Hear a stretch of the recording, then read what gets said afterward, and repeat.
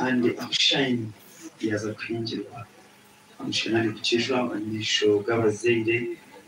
kumisho bw'abahereza bawe kandi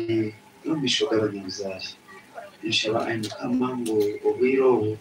abe niwe wategeka kandi abe niwe wataho umusingi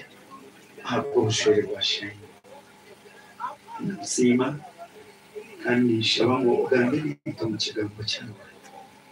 umuzina Yesu Kristo mukama wacu amina abinaho kushama kanshiro mushana hukake mukano shaba ba white abo kiro kubasika omukereka cyakaza kurataho shayini aza kuba nahingirwa weno aza kururaho ikigambo cya mukama aho kuba shayini n'ubujurizi bwe tumumanya shayini akajunwa kandi hamukorogwe nkopu n'ikirungingo kigambo cya mukama kigambo so amazina ni nyitwa Davis Juna ngiye muri isa nibembere kansi ya Flames Church aho muri Mbarara kandi ntabwo mbabaza arahanga nibembera ikigombe ikiri kubwita amakanisa y'abarokoro muri Mbarara ni jambo n'umucyara wanjye Chantal Ajuna amutabani we Bob nambaro nabo n'abadisa abandi abo nareba nanisha wabo ni pastor uri muri isa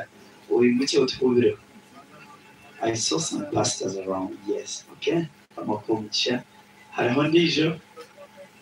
I saw Pastor Richard okay kandi hino mwahoro rya if you are a reverend hino mwahoro rya katubiraho okay good bakwakira sewe aha nabanda bebembezi bedini mbasa kutubiraho tumanye mu muryaha mwebare mukama abahomugisha amen mwebare